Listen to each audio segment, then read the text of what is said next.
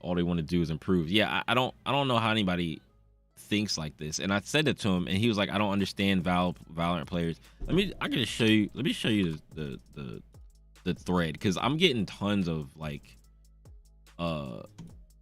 notifications. Like, look at this. This is crazy. From like the initial thing. Let me switch to. Oh, I didn't put the thing on this. I gotta switch. Okay, so here's the thread, right? Or this is my notifications in Twitter. My notifications in Twitter. This looks like a toilet seat, but this is whatever. These are my notifications in Twitter, and ever since like last night, I've been getting tons of stuff on this one thread, which is I responded to this because this is the first time I saw the Aimlabs thing, right? And he says, at a certain point, we just play Valorant, no? And it's like practicing your crosshair placement has never been easier. With our new Aimlabs Plus feature, you can have an indicator of where your head height is. And I was like, this is amazing. Like, when I saw this, I read this first, and I was like, this is amazing. This is what I need. This is what I want, because like it's a faster track to learning crosshair placement rather than just winging it, you know, and having people tell you, hey, you need to pick your crosshair up, and you're like, well, where? How do I know where to put it? And this is how to learn. And he's like, yeah, so, you know, at some point we just play Valorant. No, and I'm like, no, because this way you can focus on actually practicing the placement without thinking and focusing on anything else. Then in game you can apply it without trying to guess where it should be if you don't actually know. Like, and I was like, I'm about to go mess with this, right? Because at the time I didn't know you had to pay for it, but when I found out you had to pay for it, I was like, ah, whatever, okay, I guess, but it's still worth it to me. So I was like, I'll pay for it. This has 16.1 thousand views right now since last night, 46 likes. Then this guy responds to me with, you never heard of Deathmatch, bud? And I'm like, this has 13,000 views and 171 likes, which is crazy to me. And I was like, in DM, I'm still getting shot and dying and spawning somewhere else. Yes, DM works, but it's a lot slower. It works, but this is more hyper focused on learning than DM is, because DM is like a bunch of people shooting at each other and stuff, right? Like that helps. It helps you apply, but how do you learn in the first place? So the other way you can learn without this tool is to go into custom maps, and you can like use Sage and like instant respawn or whatever to put a bunch of Sage bots basically where you want them to stand, right? And then like come around the corner and learn where to aim them at. But you have to set all that up, and that takes time. This eliminates all that. And this person was like, yeah, I mean, you could play custom games too. And I was like, well, yeah, but it's less convenient to set up Sage dummies or other workaround ways to learn what I can directly in Aimlabs. So what I used to do because I didn't know about the Sage bot thing until somebody showed it to me, I had my laptop sitting over here, right? So I have my alt account or whatever. I would log into my alt account on my laptop, my main account on my main PC, and then invite myself to a custom game, and I would use my one mouse to walk around, because I would set the buttons on the side to forward, and then I would just like, you know, and one in the back, and I basically just drive my character around the map and make them stand where I want them to stand so that I can check head heights and stuff. It takes a lot of time to do that, but with this I don't have to do that, which is why it's worth it to me, because I can pay $10, even though like it could be free, but like, you know, they got to make money too, and they give you a ton of other stuff for free in the app to work with and learn from. So it's cool. It's good to learn in a controlled environment with no outside stress. You just summed up everything I was thinking in your tweet. You should make a vid about this controversy. Could get you some views. I mean, I might just post this. Like, I might just post this that I was talking about it. Cause like, yeah, this was a lot. What I did was I posted a video about it. Well, not a video about the controversy, but I posted the video about the actual app. and like the crosshair placement and using it for the first time. Just kind of winged it. I just went in there and just like kind of like looked around in there and stuff and just posted the video about it the same night. I just released it at 11 o'clock last night and just posted it on my Twitter because I was like, well, if people come to my Twitter, they'll at least see it, right? They'll at least see they might scroll down my Twitter and see this, which is the video. So, and I was like, yeah, I'm going to be posting a lot more on my Twitter.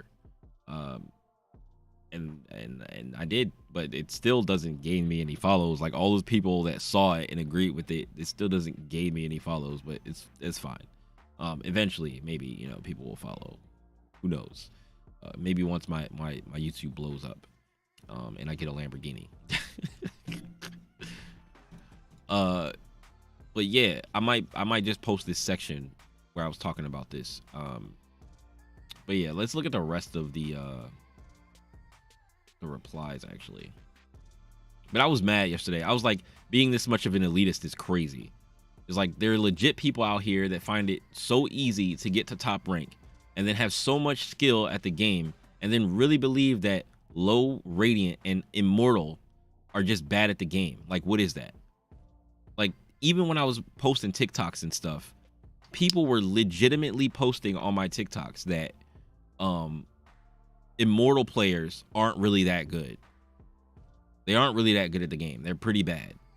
And I'm like, what? And they're like, and people said even low, like there's such a big gap in between high radiant and low radiant, which is probably true, right? But that doesn't mean that low radiant and immortal are trash. And then he was calling his friends. He was like, yeah, he was like, my friends are dog shit at the game. And then like people that buy coaching and ask people for coaching and ask them to watch their Diamond 1 games as if Diamond 1 is trash. I'm like, these people, they may not be as good as you, but just because they're lower ranked than you doesn't make them trash. I was like low key about to just put myself out there because during the whole thing, I didn't even mention what my rank was, right? I'm just talking to him. I assume because he wasn't talking to me as if my rank was low. He was talking to me kind of as if my rank was similar to his, which is funny to me because he never like came at me specifically and said that like, you know, people like you or that like, or people or that have like low ranks like you, like he never said anything like that, right? This other guy. And I'm just like, if I were like him calling his friends dog shit for being diamond, I'm like, your friends are not dog shit at the game if they're diamond. I'm dog shit at the game. I'm bronze 3 right now. I'm silver 2. I'm dog shit at the game. So like I wanted to post that, but I was like, I don't even want to give him no ammo. So I was like, whatever, I'm not even gonna do that. Like if he were to ask what my rank was, I would tell him. I'm like, I'm bronze 3. I'm bronze 3 and it helps me. And then but then the whole that would turn into, oh well, that's, you probably do need all the help you can get. How are you bronze? It's not that hard. Like that's people's mindset when they're so good at the game or they're natural at the game.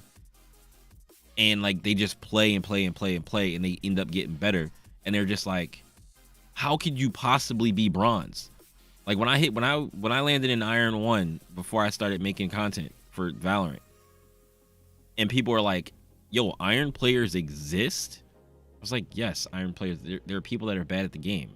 Like there are people that are bad at the game that are trying to improve, that are trying to get better, that play and try to learn things. I don't understand what's wrong with that. Like it's weird to me. This is the percentage of the player base in ranks. Iron 6%, bronze 6.9%. Or wait, no.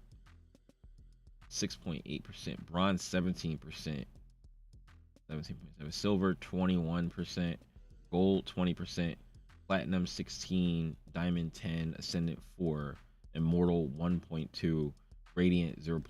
Yeah.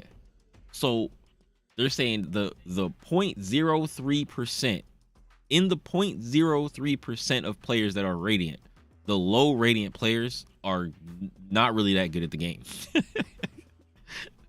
Immortal, they're trash. like people told me that it's not hard to get to Immortal. It's really not that hard to get to Immortal. You just have to have good game sense. Your aim doesn't really matter that much. You just have to have good game sense.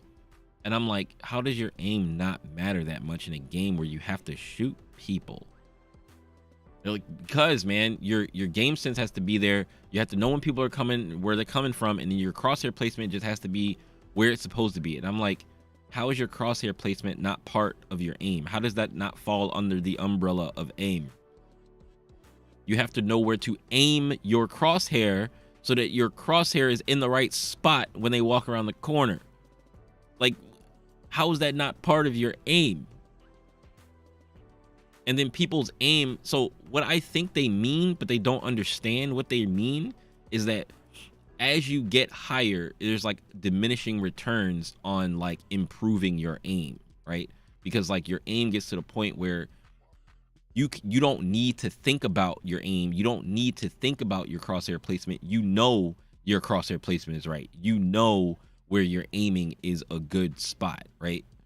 Like, you know that your aim is solid, and you don't really need to improve your aim. You need to improve the decisions that you're making, because the decisions and the game sense that you have, you'll get more out of improving your game sense and decision making than you would out of improving your aim at a certain point when you get to certain ranks, right? But it doesn't mean that your aim is not important. Like, I don't understand what people be thinking, or if they be thinking. So like in fighting games, because I always refer back to fighting games because I intend to be playing fighting games more once Street Fighter 6 comes out. I keep telling everybody that I'm FGC fighting game community. So I'll be playing a lot of Street Fighter 6. I'll be playing a lot of Tekken 8 when it comes out. And when Riot's fighting game comes out, I'm definitely going to be playing a lot of that game. But in fighting games, when you're learning characters, or when you're learning fighting games, there's like, you know, people will say similar things as like combos don't matter that much. Big combos don't matter that much. Learning combos is important. You should learn your combos. You should learn your B&Bs, your bread and butters, right? You got to learn your combos. But it's hard to learn your combos at first because you're not that good. So you have to work on that a lot. And once you have like a B&B down, you have a combo down, and you can do it in practice mode without much thought, then you got to take that online, or you got to take that and play against real players. The part that people miss is, I think they miss that you can play against the computer, right? In fighting games, I think playing against the computer is undervalued as a new player, like as a brand new fighting game player. But you have to know how to play against the computer and use it as a tool. So like when you're learning a combo, you learn your new combo, you can do your combo on a standing dummy, right? That's not moving. You take that and you play against the computer, not on the hardest difficulty, because they cheat. They read inputs and read and block and do dumb stuff. You just want to play against like a medium computer and just fight the computer and work on doing that combo against the computer as a moving character. You don't want to try to like outsmart the computer. You're just trying to land your combo over and over again on the computer. That's it. And then once you can land your combo on the computer with getting a hit, where, you know, the computer sometimes blocks and sometimes they don't. A lot of times they don't. And then like you get that and you get used to doing it and how way it feels to do it on different parts of the screen, on different sides of the character. Then you take it online and you play against real people, and then you're continuing to improve that way. So like this is the way improving and using tools people don't understand. They're just like, dump hours into the game, and eventually you'll be good. You can do that, but it's not the most efficient way to do it. Not even saying that I have the most efficient ways to learn, but I guarantee that the way I try to do it is more efficient than just dumping thousands of hours, mindless hours into the game and like banging your head against the wall until it clicks. You know what I'm saying? The type of people that play from the minute they wake up till the minute they go to bed, this is the only game they play. They have 4,000 hours in the game. Yeah, and I gotta tell you, so my like Mortal Kombat 12, I did play Mortal Kombat 12. I had Mortal Kombat 12. I played a lot of Mortal Kombat 12. Um, but my main game and the game that I played in the FGC for the longest period of time is Ultimate Marvel vs. Capcom 3. And in the fighting game community, I'm not that great. But in the grand scheme of all players who play the game, I'm probably much higher like higher skill than like an average player. Way higher skill than an average player. Like where if anybody who doesn't know about fighting games or tournaments or have ever gone to tournaments, and there's a very high chance that if that person were to challenge me to Marvel vs. Capcom 3, they're going to get swept unbelievably easily. Like a friend of mine one time was saying that, because you know sometimes we'll play like Brawlhalla, or we'll play like what's the other game, Brawlhalla, or we were playing Rushdown Revolt. That was the other game, and he was beating me in those games, and they're also not traditional fighting games. And I play Smash. Like if he were to play me in Smash, I'd trash him in Smash. But we both started playing these other games in like Brawlhalla, that two games I don't really play seriously, and he ended up beating me in these games. And then he was like, "Oh, you was like," and I was like, "Yo, you," I forget how it came up. But he was like, "Oh," he's like, that he thought he would be able to take a game off of me in like Marvel or any game. It doesn't matter. And I was like, I think it does matter. I don't think you understand how much time and effort I put into learning other games. I played a lot of fighting games. And if he plays me in any fighting game that I actually play seriously and have ever competed in tournament and played with higher skilled players and learned all these things about the game and understand like fighting game fundamentals and frame data and understand punishing and with punishing and footsies and all that kind of stuff, if he played me in any game that I played seriously, it would not be a contest. And especially Marvel. He was like, "You think I would never be able to take a game off of you in Marvel 3? Like ever?" And I was like, "No, I really don't. Like maybe in Street Fighter you might be able to pull one out. Maybe. But like in Marvel 3, it is such an unforgiving game for anybody who doesn't know what's going on for real. Like I would absolutely destroy him in Ultimate Marvel 3.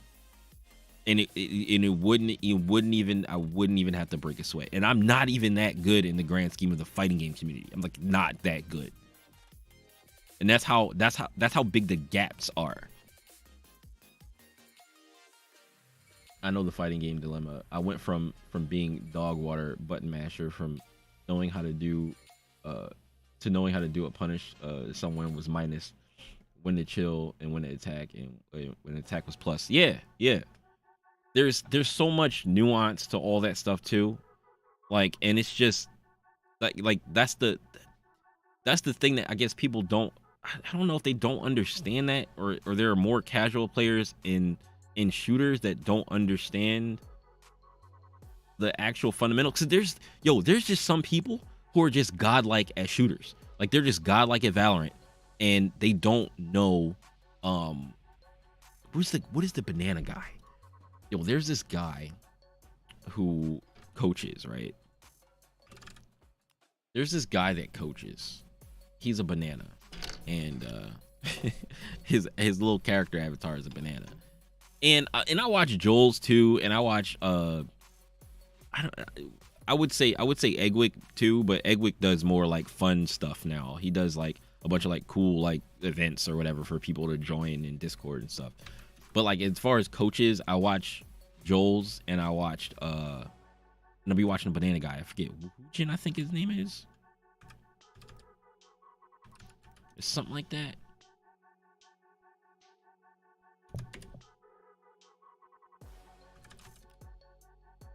Yeah, Woohoojin.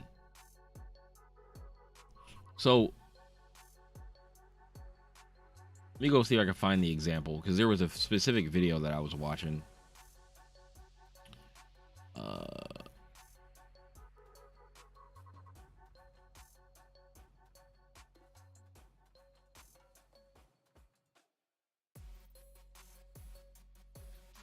There was a diamond player. I'm sure there's a bunch of stuff in here where it just will upset me and blow my mind. There was a diamond player who didn't understand. Damn, I don't remember what the video was called, but there was a diamond player that did not understand peeker's advantage.